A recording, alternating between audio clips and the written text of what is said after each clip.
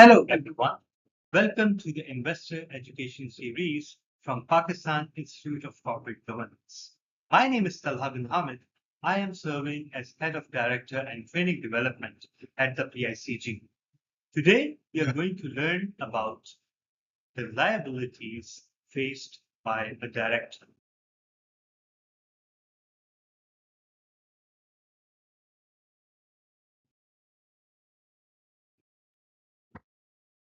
In this short video, we will cover the compliance requirements applicable to directors, their liabilities, and disqualification.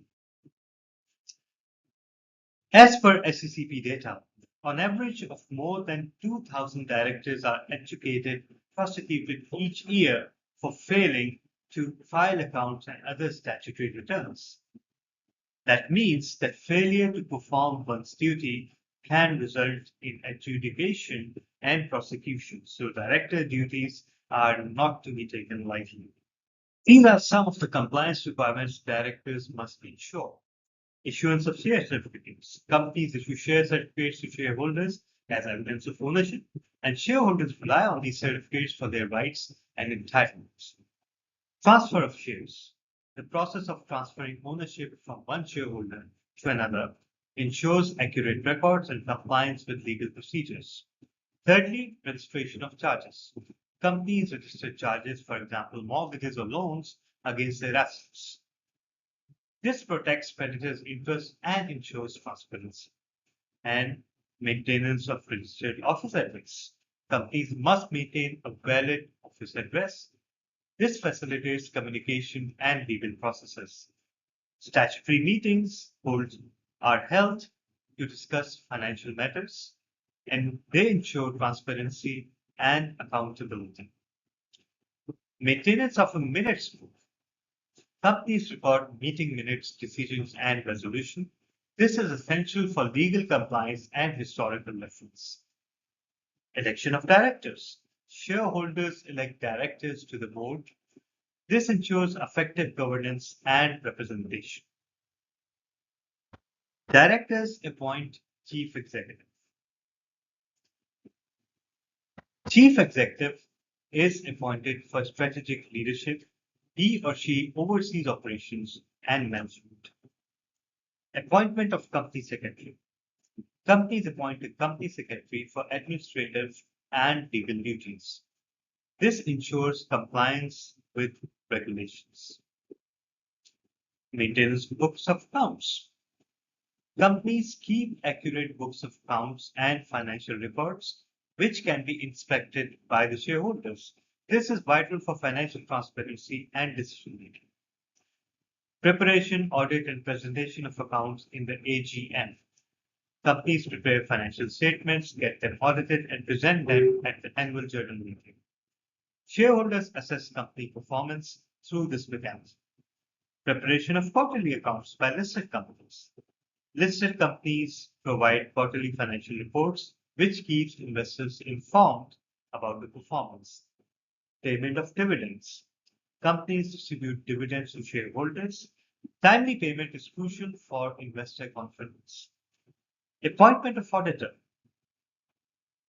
Companies appoint auditors to review financial statements, and this ensures accuracy and compliance.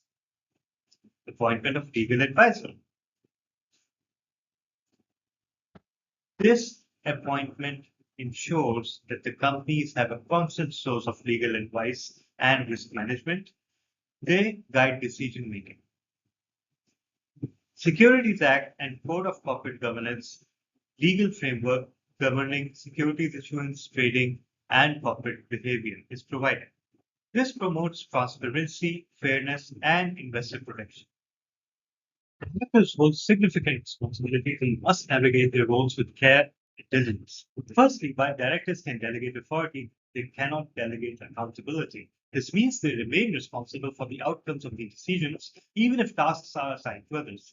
In certain situations, directors may be personally liable. For example, if they allow the company to trade while insolvent or incur debts it cannot repay, they could face legal consequences. It's crucial to understand that ignorance is no defense in the eyes of the law.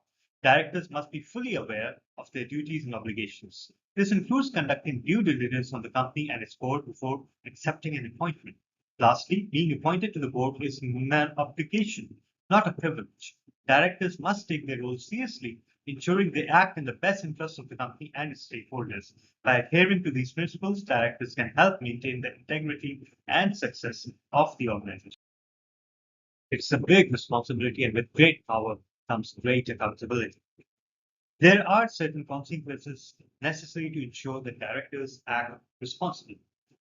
Directors are held personally liable for illegal acts. This means they can't hide behind the company if they do something illegal. This rule ensures that directors think twice before engaging in unlawful activities, protecting the company and its stakeholders. They may be sued for losses jointly and severally. This encourages directors to make informed, well thought out decisions after due diligence and discussion with each other because they are individually and collectively liable. They may be imprisoned and or fined. Serious misconduct can lead to imprisonment or fines. This is a strong deterrent against unethical behavior. It ensures that directors prioritize the company's long-term health over short-term gains. They may be disqualified to trade when the company is insolvent. If a company can't pay its debts, directors may be disqualified from running the business. This prevents them from making the situation worse and protects creditors from further losses. Continuing to trade without paying taxes or cooperating with officials, directors must ensure compliances and pay taxes and cooperate with authorities. If they don't, they can face severe penalties. This ensures that companies contribute to society and operate transparently and legally. Directors may be removed from office by shareholders if they are not performing well. This keeps directors accountable to those who own the company and ensures they act in the best interest of the shareholders. I have a couple of provisions covering directors' liabilities. Firstly, Section 180 protects officers and auditors from legal responsibility if they acted honestly and reasonably. Imagine a director who makes a decision that turns out poorly but was made with the company's best interest at heart. This law says they shouldn't be punished just because things didn't work out. Now let's turn our attention to Section 181. This part is crucial for independent directors, those who aren't part of the day-to-day operations. They're only accountable if something goes wrong that they knew about but they didn't try to stop, like turning a blind eye to harmful actions. In a sense, these laws balance holding leaders accountable by also protecting them when they make honest mistakes. It's about ensuring that those steering our companies can lead without fear as long as they do so with integrity and diligence. Now, what can lead to disqualification of a director? Negligence, financial default, or a breach of duty, or a breach of trust in which she may be guilty in relation to the company. All of this may be result in disqualification of a director.